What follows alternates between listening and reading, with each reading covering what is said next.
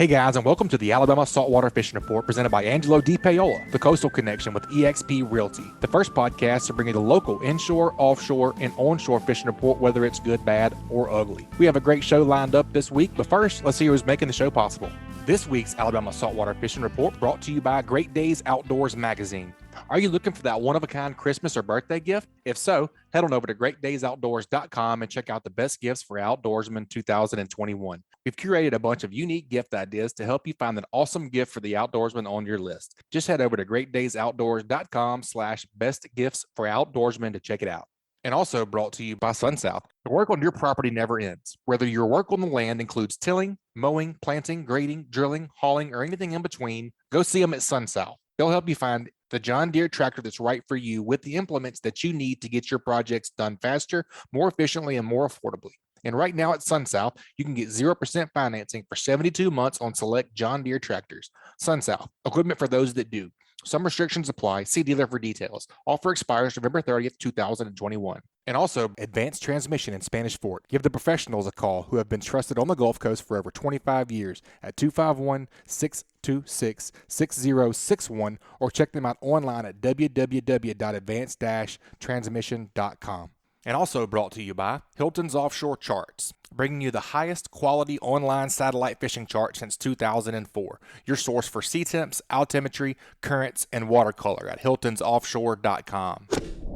Hey guys, and welcome to another special episode on the Great Days Outdoors Podcast Network. You know, every once in a while, believe it or not, we do take a week off, and it's good to kind of dive into some of the topics that we don't get to cover on the fishing report. And I don't know about the folks listening, but for me personally, fishing has always been a means to get protein. I mean, I like the sport fishing. I mean, I like a good fight and all that, but man, I'm fixing to eat something whenever I go out there. And fillets are where it's at. That's the ultimate goal, really. Yeah. And I didn't know how little I knew about fish and seafood cooking until I met Hank Shaw, because this guy's done it all over the world. He's been doing it his whole life, and he's devoted his career to it. And he's got a really cool cookbook that has come out.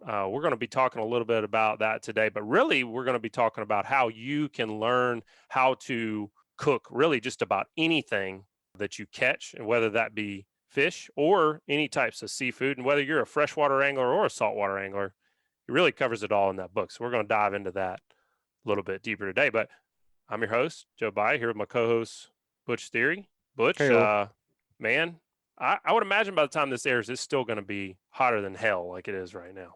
I would think so, man. Yeah, I got out and was able to do some fishing yesterday, and got up first thing this morning, and I was looking on Hunter Angler Gardener Cook on foodhonest.net, and I was trying to see what Hank Shaw said for scamp recipes, because I got a freezer full now, and I'm very excited about that. Well, we sent Hank packing with some scamp recipes. I know he's already started playing with that. Well, let's get into it, man. Let's bring old Hank on to the show. Hank Shaw, Hunter Angler Gardener Cook, honestfood.net. Hank, how's the book tour going, first and foremost? I was going pretty good. Not too shabby. I just got back from Minnesota, where I did a bunch of events, and then I was in your neck of the woods in June, and headed to Alaska in August. And hopefully Delta is going to let me continue to this book tour going forward. But so I'm crossing my fingers for that. But yeah, I mean, Atlanta's on the list, Florida's on the list, New Orleans is on the list. So hopefully I get to do all that in the fall. Yeah, interesting time to try to be traveling. Right? Yeah, it is indeed. So you're just getting started. I thought that you were kind of in the middle of it. You're kind of just getting started on this hook, line, and sinker tour. I am. So the book came out in May, and at the beginning of like the end of the weirdness, and then we had some great non-weirdness times, and now it's getting a little weird again. So we're trying to figure out how to navigate all this, but hopefully it'll work out okay. Now, Hank, this is your first fish, seafood, really foray into fish and seafood from a cookbook perspective. You have a number of other cookbooks, right? So I think that what's interesting about this is that you, I guess for whatever reason, started out with hunting cookbooks, but you've been fishing a heck of a lot longer than you've been hunting. I have. I actually started out with Hunt, Gather, Cook in 2011. So this is 10 years ago. And that book actually has fishing in it as well as gathering and hunting, but it's kind of a bit of a primer book. It's not a real deep dive into anything. So it's kind of that was kind of the get your appetite wet thing. But yeah, you're right. After that, I did duck duck goose, which is entirely devoted to waterfowl. I did buck moose, which, as you might imagine, is entirely devoted to Rabbits. deer and elk and that sort of thing. And then a couple of years ago, I came out with pheasant, quail, cottontail. I don't know if you're seeing a trend here. Right. And that's all like wild turkeys and quail and rabbits and that sort of thing. And then hook, line, and supper is the latest one. So Yeah, I'm keeping the whole triplet thing going. Yeah, I love that. And the other cool thing about that is that you've used what you call affectionately your hive mind. You've got some big groupings of people on the web that have kind of helped you come up with a lot of these names too, right? Yeah. Readers came up with both pheasant, quail, cottontail, and hook, line, and supper. So yeah, it's kind of fun to be interactive. So tell everybody, for the folks that don't know, what you really do, like day to day. What's a day in the life of Hank Shaw? And how'd you get into this? Well, I started food writing when I was still a newspaper reporter, good Lord, 15 years ago, maybe 16 years ago, because I covered politics. And as you might imagine, that can be a little bit stressy. Yeah. So I started to look for avenues to write about something that I liked rather than something I was good at, which was food in general. And because I was a chef in my 20s. And so I had this combination of being able to write and this love of the outdoors and I don't know, damn near a half century worth of experience for fish and seafood. And, I started writing freelance articles, and then I realized very quickly that I had too many ideas. There was just no way for me to sell all the ideas of the things that I wanted to do. So I started Hunter, Angler, Gardener, Cook way back in 2007. Which is funny to say way back, but it is way back right now. Yeah. And it's becoming like since 2007, Right. Established.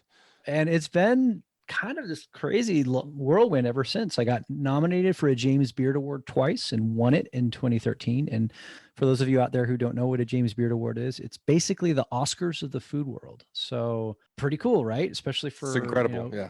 A guy writing about fish and game. Yeah, that's right. I'll tell you what's cool. You talk about, starting the Hunter, Angler, Gardener, Cook and your tribe coming up with the ideas of your book. Joe and I are finding that, with kind of our tribe as well. It's really cool how interactive people can get. And that is one good thing the interweb has given us, I guess, especially in this particular juncture in our lives. Right.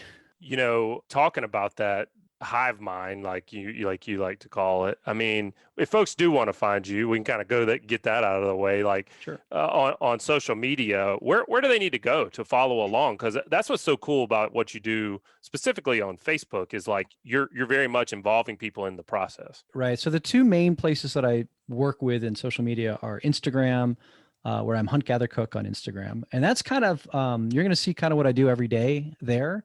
And I try to keep that as drama-free as possible. And similarly, I have a private Facebook group called Hunt Gather Cook. It's a private group, so you have to answer the questions to get in. And it is big now. It's almost 24,000 people from everywhere from like hippie earth mothers who are vegetarians to, MAGA dually drivers who only eat backstraps. And like, it's fine because what happens is because everybody who agrees to be in there, it's like no politics, no social bullshit. Yeah. And it's all just food. So if you want to know how to cook, scallops better or pokeweed better or scamp or deer or hell, I mean, possums and nutri-rats and stuff like that. They're all legit conversations on like, well, with a nutri-rat, you got to kind of soak them a little bit and then probably should put them in gumbo. Right. But it's all like legit, real, helping everybody to get smarter and better with wild food. And that's what makes it a positive place. Yeah, and and you make it a positive place because I know that we run quite a few Facebook groups as well, and I would say, Butch, you probably reject as much stuff as what you allow in, and I've noticed more probably. Yeah, I mean, you police the comments, and not from a basically just to keep it a positive place, and that's what I really like about it because there's so few places, especially on social media, where you can just go and just have a totally positive experience. Now, the way I got linked up with Hank is I was a fanboy and had Still been well definitely I would say a little less now, but especially now that you know me. Yeah, right. But no, I mean, it was one of those things where I love cooking wild game and fish. I'm not a chef. I call myself a cook. Like I can follow a recipe, but I am not going to invent something. a lot of times, if I'm looking for something, I'll type into Google what I have on what I'm trying to do, so like venison, mushrooms, and asparagus, and then see what pops up for a recipe that I can follow. And I just was always running across your recipes. And so I think it was when you launched Buck Moose, I think Mm-hmm. you were in Birmingham doing a book event, and my wife and I came up to see you, and we kind of hit it off and got you down fishing on the Gulf, got you your first triple tail and many other fish subsequently. So that was a lot of fun. And then, having Great Days Outdoors, the magazine, I know when I'm outclassed. So when I'm looking at different things that we want to rank for online, I said, you know what? Hank's doing this very well. This is an area, game and fish cookery is an area that I don't want to wade into those waters, because this area is not underserved. There's a guy doing this very well. So you've been kind enough to share your recipes with us and Great Days Outdoors magazine, which I love seeing them in print. There's just something about that high gloss image. And so, we've had a good working relationship. And, in some of the times that we have fished together, hunted together, and especially when you've been on the Gulf of Mexico with us, you have done things that I've never seen done. And this is not an area that is underserved either when it comes to chefs and things of that nature. I mean, I remember I took you shrimping out of Dolphin Island, and you made a risotto with the stuff that we would normally just throw back in the water. You use that bycatch. So what's been your favorite experience on the Gulf Coast? You've been all up and down. What do you really like about the area? Man, I don't know that I could pin a single favorite on it. Like I've never not had a good time. Except for the heat and the sun. One of the more memorable ones was when we were in the Keys, where it was in fact a little over a year ago. And it's gonna be awesome. We're gonna catch a bunch of stuff, and we just got kind of settled in. And you're like, I don't know if this Rona stuff's really gonna be anything. It's like, whatever, And so we come back from fishing one day, and you're like, maybe it's gonna be something, but it'll be a while. And then come back this day 3, and we're like, this isn't ideal. And so day 4, it's like, we got to go. Yeah. But even then, the singular thing that puts the Gulf and really Southern Florida waters as well, sets them apart from everywhere else in my experience, is the diversity. So, I catch rockfish, lingcod, halibut, striped bass, and salmon pretty much exclusively in Northern California where I live. And I catch lots of them, but it's not like I catch 38 different species. I mean, we could get all technical, and yes, I do catch 38 different species of rockfish, but it's all rockfish, right? Right. So rockfish, for those of you listening who aren't familiar, there are the Pacific equivalent of snappers, virtually identical. So there's a bajillion species of them. And even though there's this, I don't know, what is there, a dozen snapper or something like that? Maybe 2 dozen?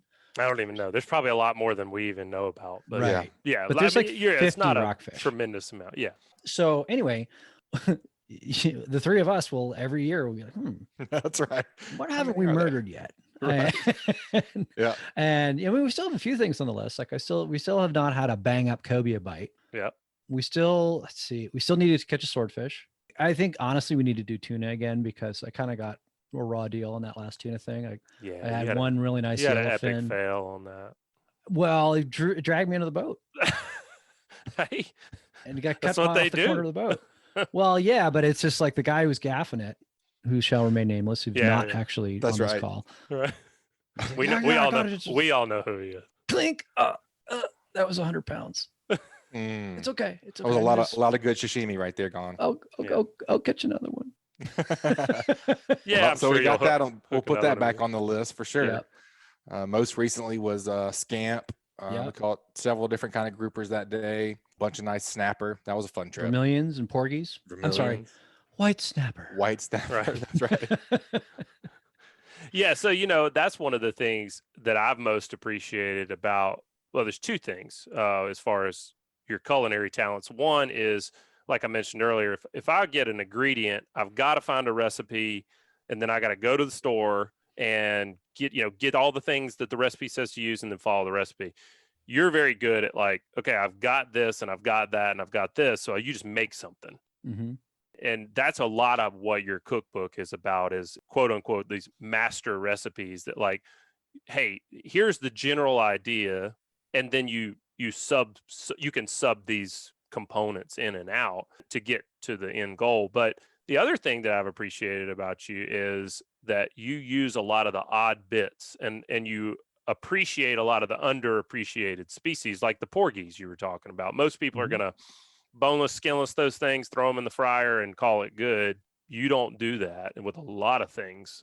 No, we grilled all those porgies that first night. Yeah. Grilled them whole. It was delicious. Yeah, they're all really good. So I mean, is that a theme across the country, that just the underappreciation of certain species, or is that something that's exclusive to the Gulf, where we have this abundance of just all kinds of stuff? I mean, there's, especially with fish and seafood, every culture, every region, every ethnicity, every whatever has sets of fish that they deem that are good to eat and not good to eat. And it's not easy to, that's actually really interesting. I think it was it's a study that just came out in like Nature magazine or something like that. It's in the news this week. Was like, racism underpins, what's rough fish and what's not. I'm like, yeah, I mean, there's a little of that, but I mean, it's just a hell of a lot more to it than that. It's just, it's what fish are you used to and what you are comfortable eating, and what fish, you just don't know, like take catfish, for example. It's a great example. So in the South, and really there's kind of a catfish line. It's like somewhere around Missouri, I think, where from Missouri on south, everybody eats catfish. Catfish is just fish, right? But once you kind of get north of there, you start to get a prejudice against catfish for reasons known only to them. And it's like, oh, only those other people eat catfish, whether it's, whoever. And it's bizarre because I'll be up there just roping the catfish and freshwater drum, the sheep's head. So in Minnesota and the upper Midwest is the only place on planet Earth that a drum is considered a trash fish. Like there's no, like, come on, could you imagine like if they considered a drum in the Gulf as a trash fish, you wouldn't have anything to eat. Yeah. Yeah. We have a lot of drum species for sure. So just like hunting, I started hunting as an adult. And so I came in with no preconceived notions of what was and what wasn't good to eat. There are some things that are not, but I learned those myself. And for fishing, I grew up and I cut my eye teeth on party boats in the Northeast. So the New Jersey, New York area. Guilty. So if you're not familiar with a party boat, of course you guys are because you've got deckhands on one. But if you're not familiar with a party boat out there, it's basically a bus where everybody gets on the bus and goes fishing. Again, it's all race, color, creed, age, region, blah, blah, blah. So it's a hodgepodge of just a bunch of different kind of people. Yeah. Totally. Right. And it's really fun if everybody's having a good time and is willing to talk to your neighbor, you're going to learn a lot. And so from the time I was a teenager, I would find out that, why are these Asian guys doing this with that fish? And then you ask them and they're like, oh, well, it's really good for broth or it's really good for stir fry. It's just, so you find out all of these different recipes that are not battered and fried or grilled. And you're like, oh my God, and then you try them at home. You're like, that's amazing. And so what happens is that just becomes another page in your own personal mental cookbook. And then, flash forward 30, 40 years later, you got a pretty big mental cookbook. I think just seeing what you do, like I said, with those underappreciated species, not always fish, but it's almost like you just need one good experience to make you want to like start to seek out. Try a lot more. Yeah, because you're like, well, dang, if that's that good and we've been throwing that away for all these years or letting the crabs have it, I'm like, what else have we been missing? For sure. And it's a lot. The answer is a lot. I got a funny story for you. So I went fishing for salmon and lake trout on Lake Michigan out of Wisconsin about a month, maybe 2 months ago. So even you guys as Gulf people know that the bellies and the collars of a salmon are kind of the primo bits, right? They're the fattiest. You get that salmon grease running down your chin. It's the part that everybody wants. On good salmon ears, I only eat bellies and collars because they're the fattiest parts, and I give the fillets away. I only eat bellies. Right? So anyway, this is, and then everybody who is on our fishing party is the same way. So apparently that's not the thing that you do in Wisconsin. So I was that guy, and I told the guide that, like, no, man, I'm cutting my own fish. I'm cutting my own fish. And he was all mad. He was mad that we were bleeding fish too, and we can get into bleeding in a little bit. Yeah. But short version is the oilier the fish is, the more it needs to be bled. So he was annoyed at that. So finally, we caught a lot of fish. We actually, as grumpy as that guy was, he was a very good fisherman. So we caught a lot of fish. And so we let him fillet most of them. And oh my God, I've never seen anybody do this fillet technique before on a salmon or trout. Basically, he made a horizontal slash to remove the belly, and then cut in front of the collar and went whoop back and gave you like this long rectangular boneless fillet, that was the worst part of the fish. Right. Like the whole rest of the fish went over the side and like, oh, like, Yeah. Because in a lot of cases, it was either he probably didn't think it was good, or or it was the fastest way he could fillet it. It's not the fastest way. That's the really funny thing. It's like the fastest way with a salmon or trout is to come right behind the head because their bones are so soft. Right behind the head, whack through the top of the collar because again their bones aren't too hard, and you go whoop, and then just take the whole thing off with the collar because that arch collarbone gives you a handle to move it to somewhere else. So you can go flip, flip, flip, Right. flip, and like super, super fast. It's probably because his clients really didn't want the fat of the belly, which makes me sad. Well, they just didn't. They don't That makes know Hank's what they heart don't hurt. know. Yeah, well, it does, and a lot of this comes down to the care and the preparation because there's little things that can end up making a big difference. Like I'll use snapper throats as an example. Mhm. For years and years and years, I would pull snapper throats and then try to scale them. And if you've ever tried to scale a snapper throat that you've already pulled, it is horrible. It's so Horrible. what ends up happening is you're eating the snapper throat and you get a scale in your mouth, and that's equivalent of like getting like a fingernail in your food. I mean, it's not Almost exactly. Yeah, for me. pretty It's much. it's repulsive. Like I'm just like, no, I do not want to get a scale in my mouth. So somewhere along the line, I don't even remember. I was like, it'd be a lot easier to scale those throats before I filleted the fish, and I started scaling the throats, then filleting the fish, then cutting the throat, and it was like an epiphany. And now I love snapper throats because of it. Same thing, it's all about prep. So you have done some commercial fishing in Alaska where you're talking about bleeding those fish. What are the biggest mistakes people are making when it comes to prepping fish on the boat so that it's better table fare? I mean, fortunately, this is not usually a problem with southern fisheries because it's so damn hot that you'd be a Yeah, moron ice. not to have Right. buckets and buckets and buckets of ice. That said, it needs to be said because I have fished in the South, and that'll be fine on a stringer. Sure, Yeah. well, it's still alive, but as soon as it dies, it's like, why is my fish so mushy? I have no idea. So Yeah. so when it comes to ice, I mean, what's the best practice? The absolute, I mean, this is good luck getting this, but I mean, if I were emperor of the universe, I would make sure that there was sea ice slurry on every boat because, you get a 27-degree sea ice slurry that will literally keep fish in pristine condition for days. That's the gold standard, but just simply crushed ice with seawater, even though it lowers the salinity because you're adding it's fresh ice and seawater, it still really, really helps a lot. So barring that, just crushed ice. Barring that, a block of ice, but you really want to be able to set your fish in a salty, icy environment in an ideal world. That would be the number one. But bleeding is even before ice. And I don't know if you guys remember that time we caught all those sheep's head, Mhm. that I bled all my sheep's head. And when we used that killer dock too, didn't we? Yep. Mhm. Because I think you took a video of it. And Yep. and so I've cut these fillets off and like there's no blood at all. And your guys' fish is like a bloody mess. Stark difference. Yeah, stark. And Huge so difference. and it's not just aesthetic either. The fish is less fishy. The fish stays firmer, and the fish will keep longer in the fridge if you bleed it on the deck. I had always bled tuna.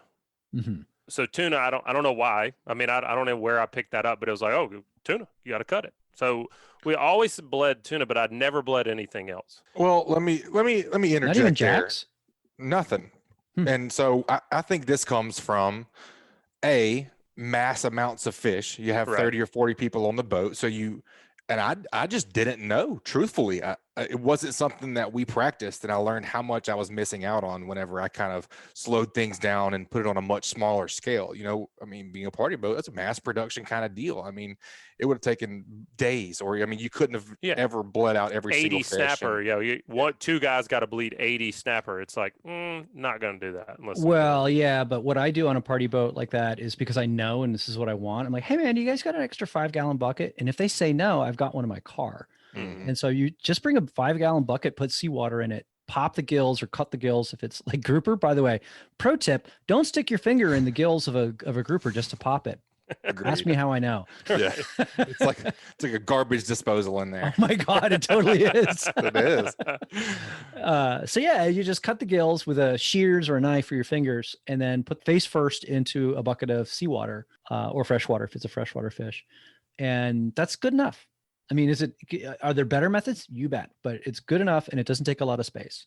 And it makes a huge difference. I've definitely slowed down and started paying a lot more attention to details since I picked up your first book. And this Hook, Line, and Supper one is really cool. And I really like how it goes into everything from, even if you buy your own fish, hey, here's what to look for. This is how you catch your fish, how you prep it to, bleed, ice. So yeah, I mean, I think that the prep is something that's so often overlooked. And, we do occasionally buy some seafood. Not usually as fish, but a lot, like shrimp and crabs and things like that. So when it comes to that, if you are, hitting up the market and you're going to get some seafood, what's the indicators of fresh? Because that's the other thing too, man.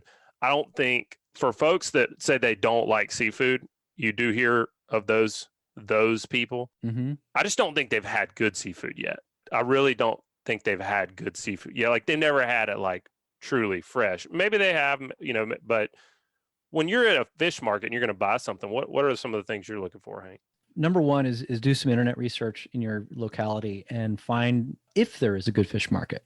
Sometimes there is, sometimes there's not. And, where was I? Oh, Birmingham. So when I was in Birmingham, there are like 3 that are like legit fish markets that fly stuff in and get stuff in by truck every single day, and or at least 4 or 5 days a week, and good turnover, a real fish market. So if you have that, start there. That's where you can actually buy fresh fish. And there are freshwater commercial fisheries too, that in certain parts of the country that will have like fresh walleye or fresh perch or fresh catfish. So look for that too. It's not always seafood.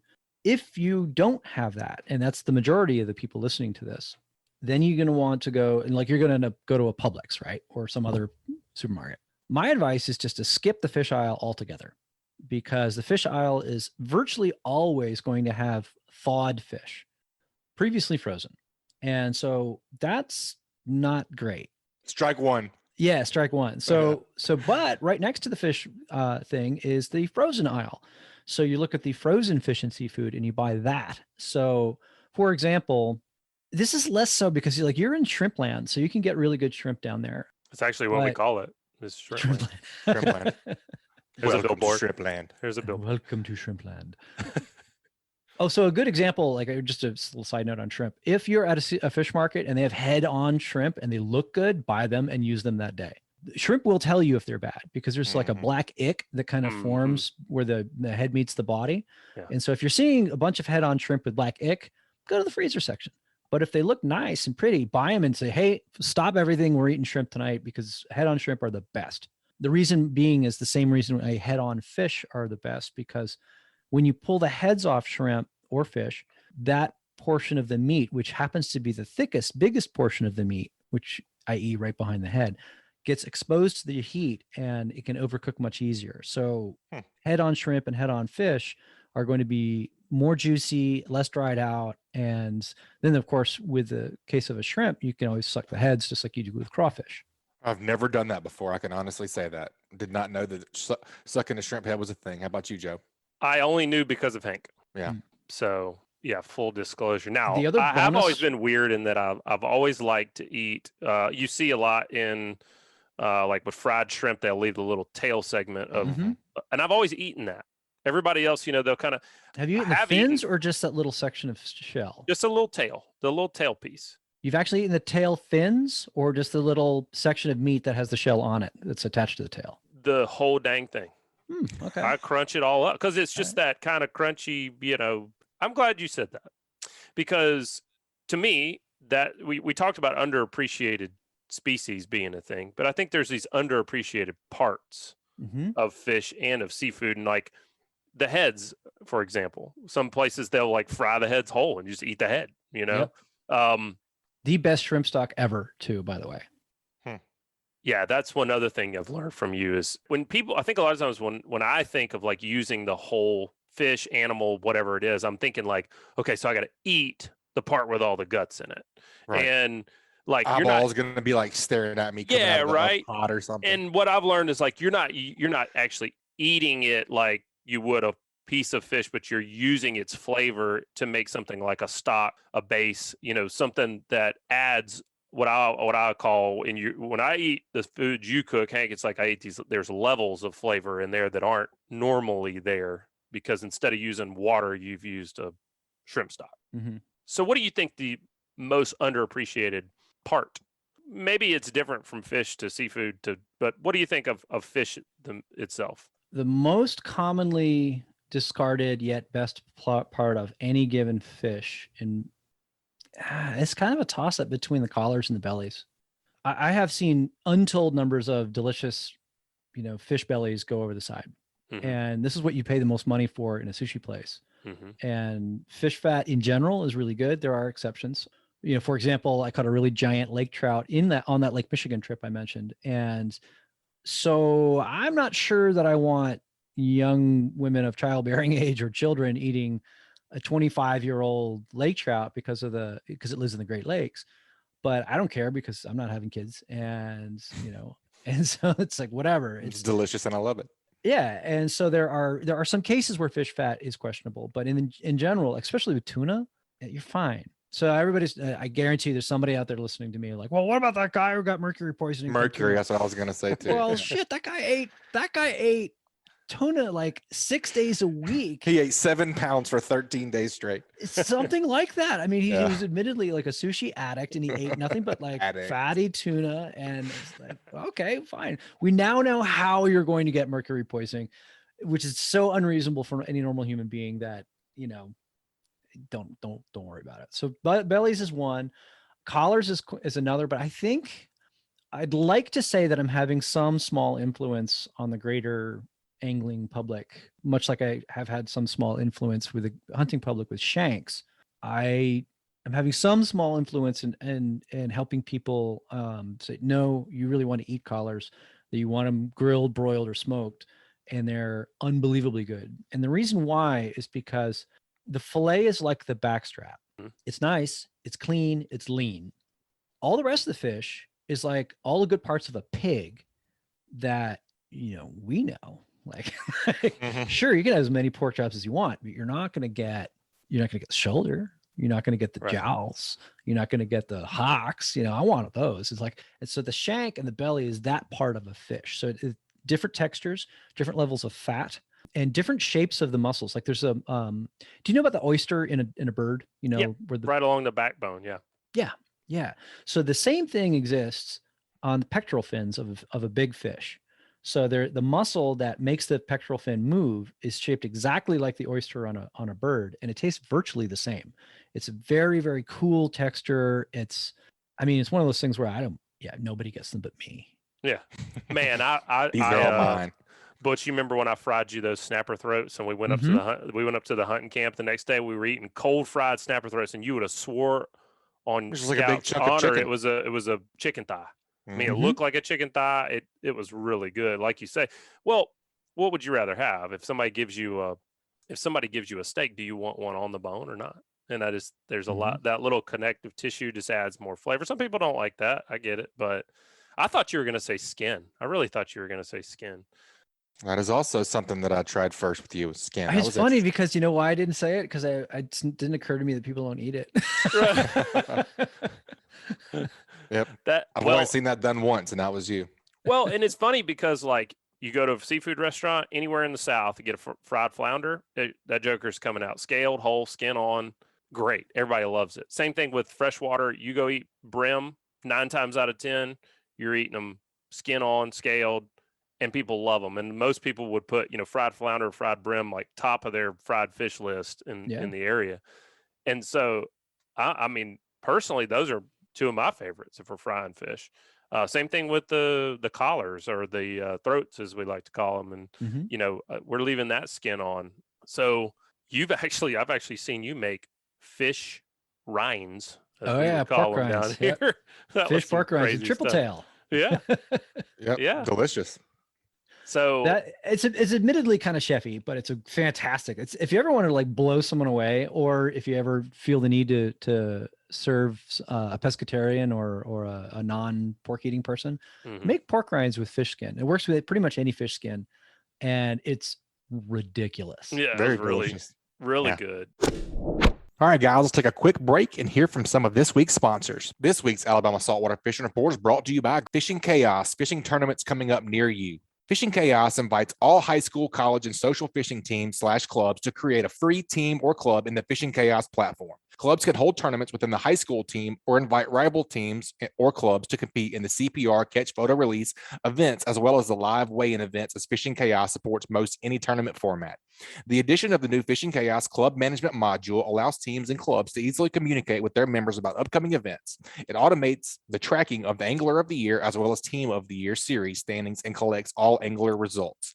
If you're interested in setting up a free club or team or in hosting a tournament or the Fishing Chaos app, please contact Fishing Chaos today at fishingchaos.com or call Jesse Wilson at 256-508-1853. And also brought to you by MB Ranch King. MB Ranch King hunting blinds and feeders are built to last right here in the USA. With durability and convenience in mind, MB Ranch King's maintenance-free blinds are constructed with high-grade steel and come in a variety of sizes to meet any hunter's needs. They offer high-quality, easy-to-use corn and protein feeders that can be filled with both feet on the ground. Call Kevin today for more info or a quote at 205-807-2937. MB Ranch King, built in the pursuit of perfection. And also brought to you by Test Calibration. If your diesel has low power or is consuming excessive amounts of fuel, these are common signs that your turbocharger may need to be rebuilt. Don't waste your money online with the cheapest options where you get no support after the sale. Test Calibration has been selling and servicing diesel, turbochargers, and fuel injection systems since 1976. No matter if you're running a diesel in your boat, tractor, or truck, Test Calibration can help you. Contact them at 800-822-0057 or visit them online at testcalibratindieselandturbo.com. And also Boater's List. Boater's List is your new reliable and fast resource designed to link everyone to everything on the water. If you own or run a boat, you know how difficult it can be to find the right company for the task at hand. Boater's List makes it easy to find the service that you are looking for. Locate anything from fuel docks to service repairs or rentals of large yachts, even down to paddle boards and all things in between. BoatersList.com will always strive to make it better on the water. So I'm glad that conversation has gone there, because what we said earlier, it really just takes that first initial like good experience to make somebody have this quest to, man, maybe I need to start trying to cook that part of the fish or cook that part of that game that I got. And we talk a lot on the podcast about conservation, and every time that topic comes up, the subject of lower limits comes up and things of that nature. And it's like, man, if you were really using everything you could use, you don't need as much. Mm-hmm. You don't need to catch as many or keep as many, especially if you're eating them fresh. So if you were going to give somebody a gateway drug into the odd bits, of seafood, what would it be? Where would you start? I mean, the easiest way is just to keep the skin on some of your fillets. Mm-hmm. I mean, that's the easiest, is to scale the fish before you fillet it. And then you get that crispy skin when you sear it hard.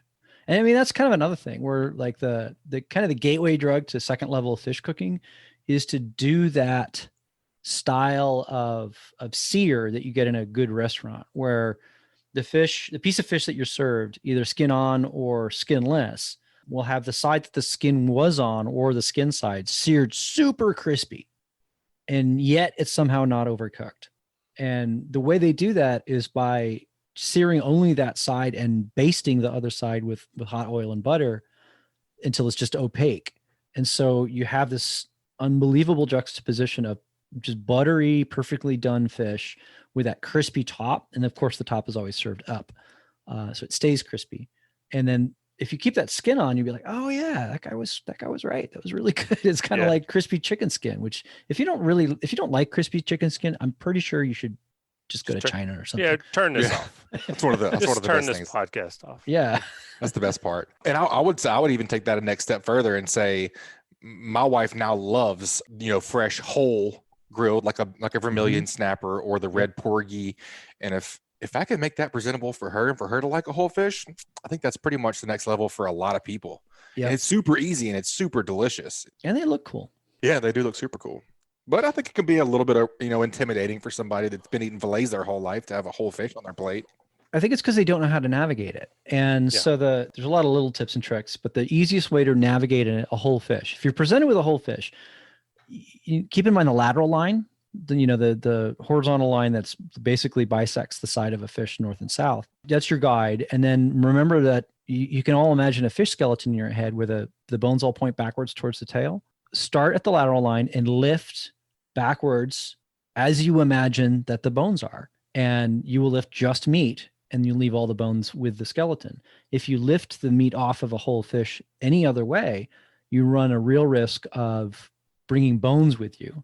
Whereas if you lift it up and away from the center line, you will lift big pieces of meat and then you'll have few or no bones with it. And that's a really, really good way to get people to be less scared of a whole fish. We should do a video of like me nerding out on a fried brim, because I caught a bunch of brim last time I was visiting with my brother. I fried them all up for everybody, and everybody was freaking out because there's bones in it. I'm like, well, all you got to do is, pop the dorsal fin off, pop the caudal fin. Like, you do these 5 movements and then you're left with no bones in what you're eating. Mm-hmm. And it's just like you said, it's just, I've been doing it so long already. I knew how to do that, but it's intimidating for people that they don't want to swallow a fish bone, Newsflash, if you crunch it with your teeth, the things that are in your mouth, you can eat fish bones. Teeth work.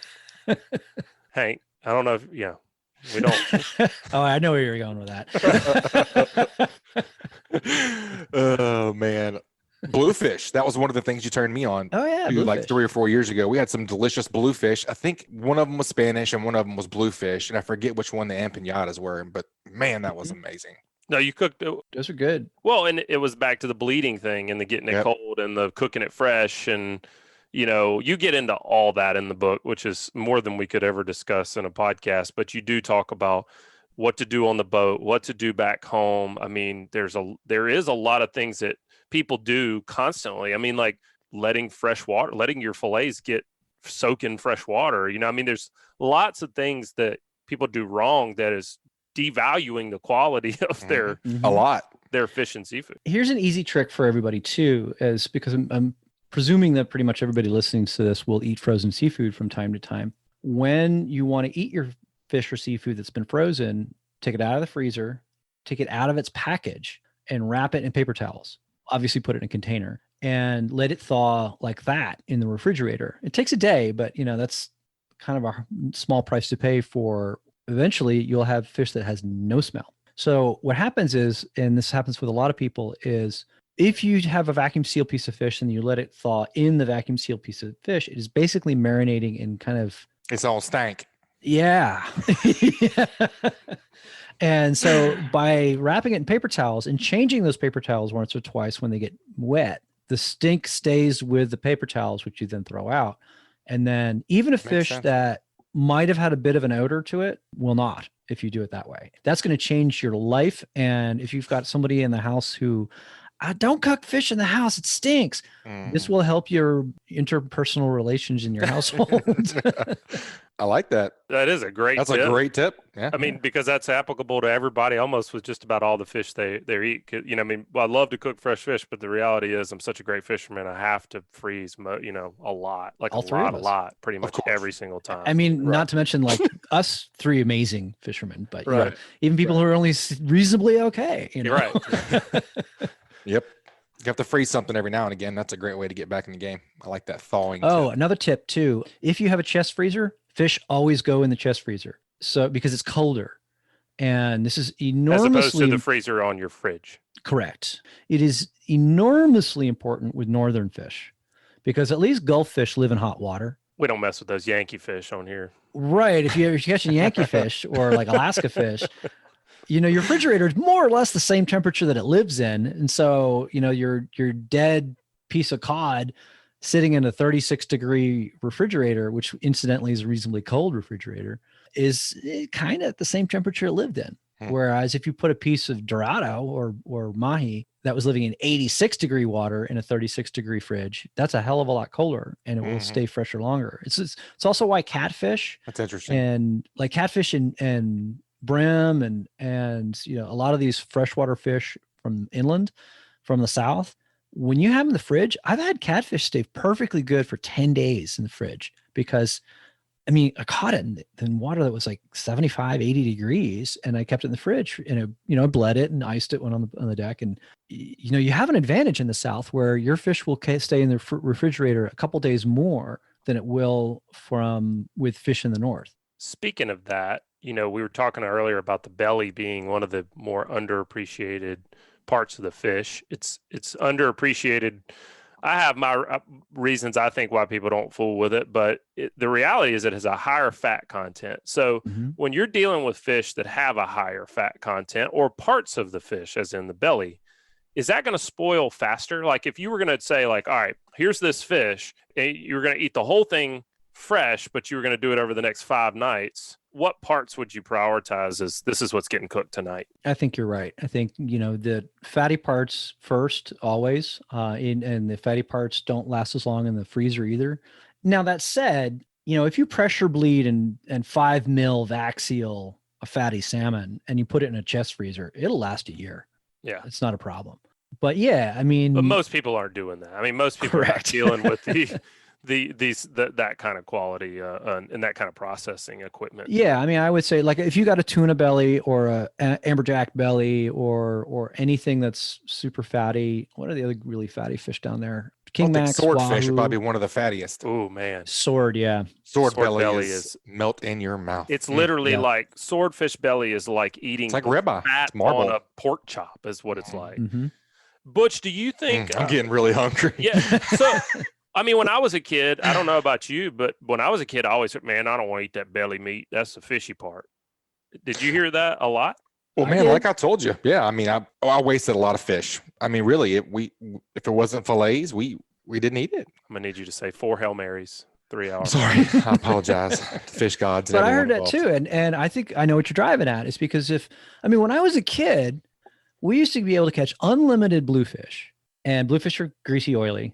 And we would just, throw them in a garbage can. I'm not kidding. There'd be a garbage can on deck and like a big garbage can, like one that's as tall as your hip.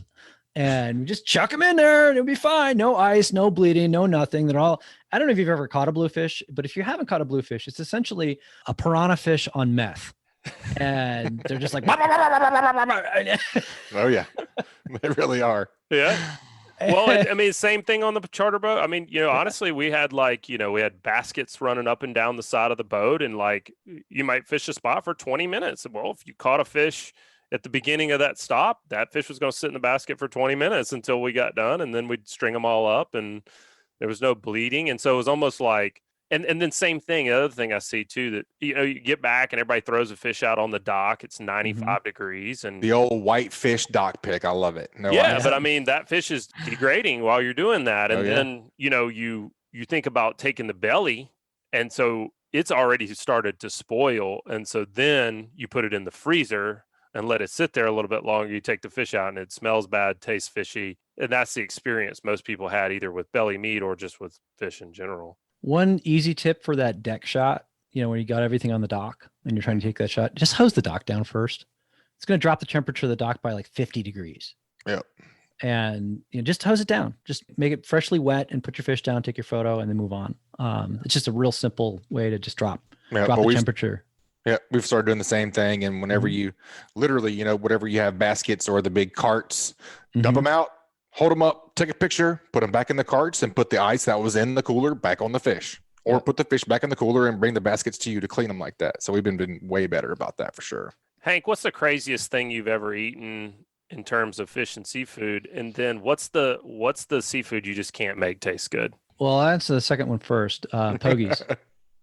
Pogies. Yeah, you call them pogies in the South, Menhaden or Bunker where I'm from. Yeah. That doesn't surprise me at all. And they're a combination of super oily, super fishy, and super soft. Yes. So it's like I don't even like using them for bait. They're great striper bait. They're great. Yeah. Everything eats a pogie. They're great bait. I just don't like. I don't like using them because they're so nasty. They disgusting. Not my favorite fish. They're vile. Bowfin are challenging too because bowfin have like arrow tooth flounder in Alaska have an enzyme in them that. Once the fish dies, it tends to turn the meat to like wallpaper paste in very short order. Here's another good tip. So everybody in the South who catches fish and like, man, that fish is mushy. Well, yeah, you caught it in a freaking pond, a farm 90 pond. degrees. Yes.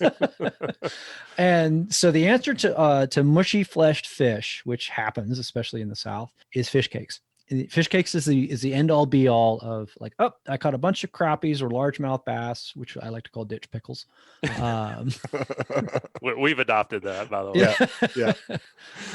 And it's like, yeah, but the meat's going to be mushy. Fish cakes, Yeah. always fish cakes, or croquettes or fritters, or fish hush puppies or whatever you want to call them. But that's the answer to mushy fish. But so that's the gross. Menhaden's kind of the grossest one. The craziest, I don't know. Sea cucumbers are pretty weird. I ate them. They're not terrible. They're not delicious, but they're not horrible.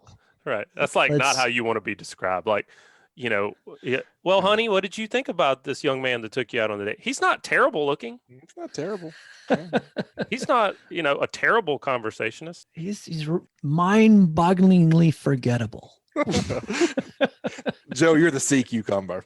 Right. I am the sea cucumber of the dating world. If I were to, not horrible. I'm trying to think. What else is like a sea thing that was like, meh?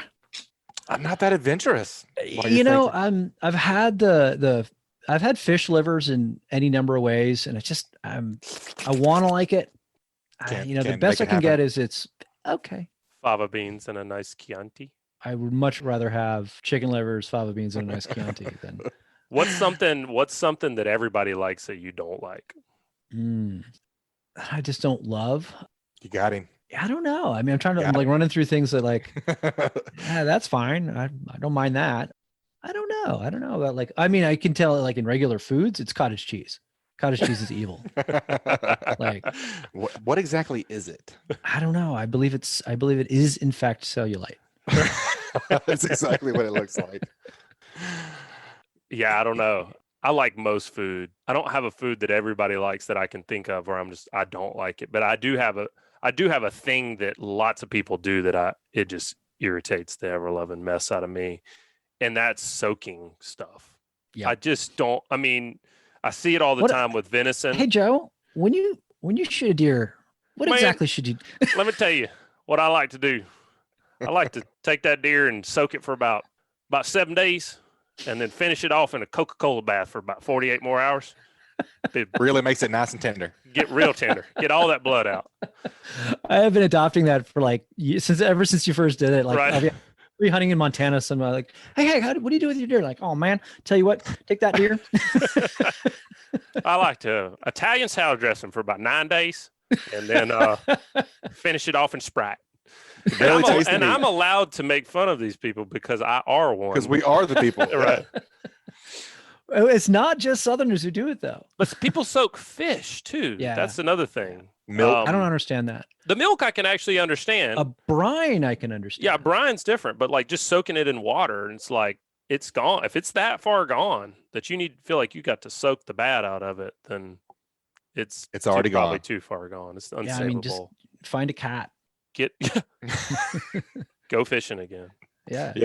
Get some fresh fish. Absolutely. So back to the book a little bit. I mentioned it earlier, but the cool thing about this book is it's got great recipes in it, but it's going to teach you how to cook, not necessarily what to cook. Mm-hmm. Talk on that and why y'all designed the book the way you did, and expand upon my butchering of what I just said. What I found was, this is why this is my 5th book and not my first, even though I have more experience with fish and seafood, is because I needed to think about cooking fish and seafood in a different way. Because for all the time I've spent in the Gulf, for all the time I've spent in the Northeast, in the Midwest, in the Pacific Northwest, in California, everybody has different fish, right? And with very few exceptions, there are almost no fish where it's like, this has to be a recipe for X. Mm-hmm. And if you put Y in it, you ruined it. So that kind of experience over and over and over and over again, like, okay, so I'm going to teach people how to do these master techniques of cooking fish. So poaching in water or in fat. And when I say water, I just mean not fat. I mean like wine or pickle juice or whatever it is that you want to poach something in. 7-Up. Literally, there is actually, I mentioned that. So in the upper Midwest, there's a fish called a burbot, which is like a freshwater codfish. they say boil it, but that's a bit much. But if you simmer it gently in 7-Up, I kid you not, it's a little bit like lobster. Yeah, I believe it. And it's super lowbrow, but very good. So like kind of like a poor man's lobster. Right. Yeah. So poaching, frying, I have an entire chapter on frying because Everybody in the South just became your biggest fan. everybody on the planet loves fried fish. We love you now, Hank. Yeah, there's like 7 or 8 different styles and varieties of frying fish in there. And they're all tested. So I've got grilling, I've got smoking, I've got salting, I've got raw stuff. I've got an entire chapter on like fritters and balls because love me some fish balls. Right. For sure. Just want to put that out there. Yeah. But like all kinds of things that it's kind of idiosyncratic because there's a couple of baking recipes in there, but in general, like a piece of baked fish bores me to tears and I want to jam chopsticks in my eyeballs. I'm like, I just baked some snapper. It's really good. No, it's not. It's not the topping that you made is good. The snapper just isn't good, bland. So when I would design a recipe for X, so here's an example. I have a recipe that sounds esoteric, but it's not. It's Thai fried pomfret, which sounds like, whoa, that's trippy. First of all, it's Thai fried because it's cornstarch is the dusting instead of anything else. And you could use tapioca starch or potato starch, but it's like a starch outside versus a breading. And then there's a Thai dipping sauce, which the only thing weird in it is fish sauce. And even I've seen that at any Publix in the South that I've been to. So, but pomfret, like what the hell's a pomfret, right? So you can catch them in the Gulf. There's an Atlantic pomfret. Caught my first one last year, actually. You did? Oh, cool. I did, yeah. But there is zero reason why you can't do that with a pompano or Right. you can't do it with a brim or a crappie. And then I was like, well, yeah, those are all sort of the same shaped fish. What if you used, vermilion? Yeah, it'll be fine. What if you used the same technique with squid? It'll be fine. What if you use the same technique with a Key West lobster tail? Also fine. So I just went through over and over and over again. And like, well, okay, the only things like you probably wouldn't want to do this for, it would be like a mackerel. You wouldn't want to do it with that. You would not want to do this recipe with bluefish. But so it's far easier in a book like this to tell, and I will tell you in the head notes that like, use whatever you got, except for these 3 or 4 things, which would be, and still, even if you want to, go for it. But I think it's gross. Like I hate breaded and fried mackerel. I think it's disgusting. But it's a big thing in the Philippines. So like there are Filipino restaurants here in California, they'll always serve fried mackerel. I'm like, yeah, I mean, grilled mackerel's good, but I'm not going to bread and fry it. It's nasty. So even in cases where I have a strong opinion about something, there are many instances where some other culture is like, yeah, we like it. So that kind of sets you free to like, just get the technique right. That's the thing. I think that's the underlying of all of it. Like you said, is getting that technique right. I've watched you cook and I've seen you doing things. I was like, man, I just would never thought to have done it that way because I didn't know the technique. But the other thing was like, I've been your quote unquote sous chef some, where I've been chopping for you or just doing that. I'm like, well, your recipes in the ceviche says to use 1 habanero, but I have 1 jalapeno. You're like, do I need to go to the store and get a habanero? You're like, no, it's fine. And so, I was like, well, it says, we just did that actually. Yeah. It was like, it says, 3 limes and 2 lemons for, a pound of fish. Do I just double it for 2 pounds? And you're like, yeah, it doesn't really matter that much, so like, that's the difference. You got to get there first. Yeah. I'm obviously an engineer's son, and I have to have it, everything lined out just perfectly, but this is what's going to teach you how to have fun. It makes it more fun when you don't have to be so rigid. Yeah. And I will tell you in the cases where like, there are certain cases where like, no, you need this much, or this is super important. One example is if you are dry salting fish to then smoke it or cure it, that matters. Like the amount matters a lot less than the time. So long story short, if you are dry salting a piece of fish to then either smoke it or cure it, it goes in for 1 hour per pound of the piece that is being salted. So if it's a half-pound piece of king mackerel that you're going to smoke, it only goes in, you can bury it as much salt as you want, but it only stays there for half an hour and then you rinse it off and let it dry and smoke it. So that's one of those cases where that matters. But other than that, like, yeah, because I mean, you could put it in there for 3 days if you wanted, and then, it'll keep for until the second coming. Right. But, Fish jerky. Right. Yeah. And I actually have a recipe for fish for the second coming. Like I do an entire section on bacala, you know, the salted fish that can literally keep in your refrigerator once it's dried. I mean, hell, it could actually keep in the freaking pantry for years because it has almost no active water content. So that's, I mean, it takes 2 days to rehydrate. This is what fueled European expansion all over the world, is these salted fish because they don't go bad. Smoked mackerel is actually pretty good. You ever had it before? Oh yeah. Yeah. I You, mean, Joe? there's a recipe in there for smoked bluefish pate that I do with Max. So quite a bit. Smoked mullet's pretty good too. I like smoked mullet. I like bluefish. I like Spanish mackerel. One of those things that everybody tells me, you know, like it's pretty good if you do this and that. My fish is king mackerel. I just can't make. I've tried king mackerel 5 ways from Sunday. I'm not a huge fan either. I've done everything I could do. You know, King balls is the best. Cared Is the best for way them to do it. right. I've bled them. I've massaged them on the way in. You know, I mean, I did like everything I could do to make king mackerel taste good, and I'm just gonna let somebody else have those. That's okay. That is okay. And maybe I just need to get Hank to cook them for me. But Yeah, I'm challenge accepted. yeah, Let's I mean catch one next time. Spanish all day long. Spanish mackerel all day long. Little small mackerels, and maybe I don't know. Maybe it's because they were bigger and the flake was bigger. I don't know, but that's my just nemesis fish. I can't make myself like it. Speaking of the second coming, Butch, I'll ask you this question first. You know, what's your death row meal when it comes to seafood? Dead man walking. What am I eating? Yeah. Man, that's a tough one. I definitely gonna have to be either sword or scamp for sure. Man, I think probably just keep it very simple. Garlic, lemon, salt, pepper. It's really fresh. Spirit and butter. You're more about the freshness than the elaborate. Doesn't need a whole nature. lot.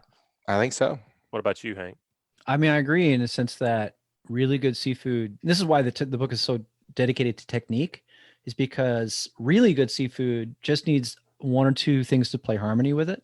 That said, I've got plenty of esoteric recipes because, you know, you can't eat perfect fish every single day because even then you'll get bored of it. Like, oh, I've had lemon and garlic for 5 days in a row.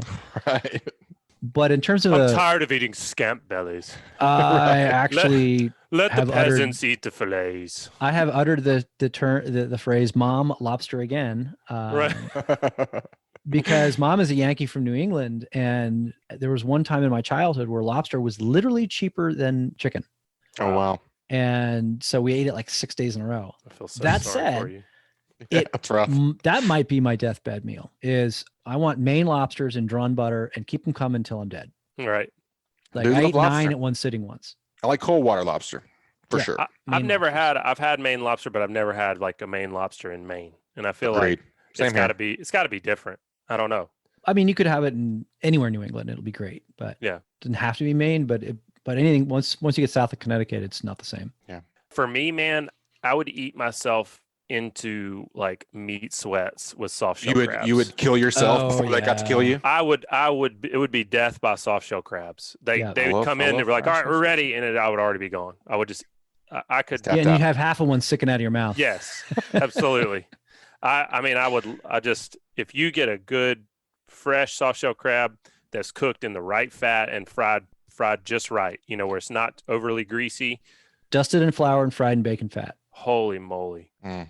And I would probably have to mix in like a really nice piece of French bread and a po' boy, you know, like have a few of them on po' boys and then just finish me off with a Rochambeau of, you know, just a platter of fried soft shells. You know, a bacon, lettuce, and They are tomato good. sandwich with a fried soft shell crab on it. That's Hard to beat. pretty close to awesome. Yeah. Hard to beat that for sure. No doubt. Well, man, you know, we have caught a lot of fish, Hank, since you've You have to come out down. and come to Salmon Nation and catch some stuff up here. Is that what y'all I'd call love it? to. Like shrimp, salmon land? Is it salmon land up there? We're the bottom of Salmon Nation. So Salmon Nation starts around the San Francisco Bay, Monterey. We can let them in because they sometimes catch salmon, but it's really like San Francisco Bay to Kotzebue, 3,000 miles to the north. It's what we live for. I mean, That's what we do. yeah, I mean, big, giant, greasy pig kings. I mean, I have 2 that I'm working with right now because I caught them on Saturday, and every part of that fish, with the exception of like the gut cavity, which is small on a salmon, is useful. I mean, I made a miso soup out of a salmon broth and just used the meat off the head. So the meat that I picked off the head and the cheeks, with some noodles. Oh my God, was it good? Like so good. And smoke the belly, smoke the tail sections. We're going to grill the collars for tacos. It's great raw. I mean, salmon is to us what probably grouper is to you guys. Ooh, It's not to get up delicious. there then, because Yeah, grouper's I'm in. another do big it. favorite. I'm down. You got to get you down. We're going to go chase these swordfish. Mm-hmm. Get on Getting those dialed in too. Mm-hmm. Yeah, we got a lot of guys. They're really the Northern Gulf fancy boats is coming up out of there. Yep. Yeah. Oh yeah. Go fast boats, monkey boats as we affectionately call them. Yep. But well, man, it's been fun talking to you, Hank. I know there's like I said before, there's way more in this book than what we could cover in one podcast, but it really is a great book. Thank you. And I'm not just saying that because I want you to cook me more stuff. I Agreed. I am saying that because I want you to cook me more stuff, but that's not the only reason. But we're telling the truth. Right. Yeah. So if folks want to check out the book, Mm-hmm. I bought a bunch for gifts. It would make a great gift. Or if they want to come see one of your tour stops, Mm-hmm. maybe pick up a signed copy, meet you in person, where can they go to get all of that information? So all of that information is going to be on the website, which is Hunter Angler Gardener Cook. There's a tab that says book tour, which will tell you where I'm going to be. Spoiler alert, I will be in the South in Florida in November. I don't have exact dates yet, but that's the plan. You can also buy books directly from me, and that helps me out. Or you can buy them through Amazon. You can buy them at your local bookstore or wherever fine books are sold. And that helps Jeff Bezos go to space more. It does. It does. It's this. If you don't like Hank, if you just haven't liked Hank's voice, or if you see him somewhere and you just don't like his face, and you want to help Jeff Bezos, go to Amazon. Go to Amazon. I mentioned Amazon because A, yes, I still make some money off it, but B, I can't match their shipping. I just can't. So if you've got to have that book tomorrow, go with him. But if you can wait a few days, go with me. And there's a tab right on the website to buy the book, and you can help a guy out. Fair enough. Well, Hank, we're looking forward to getting you back. Thanks for joining us and sharing some of your expertise with us on all the podcasts. And it's going to go out on all of them. And we'll look forward to talking to you again soon. Do you have any other cookbooks in the plans? You thinking about anything else? You got an idea? You don't have to tell me what it is, but do you? In fact, several days from now, I get on an airplane and I go to Mexico, and it is for a intensive language course that I'm taking.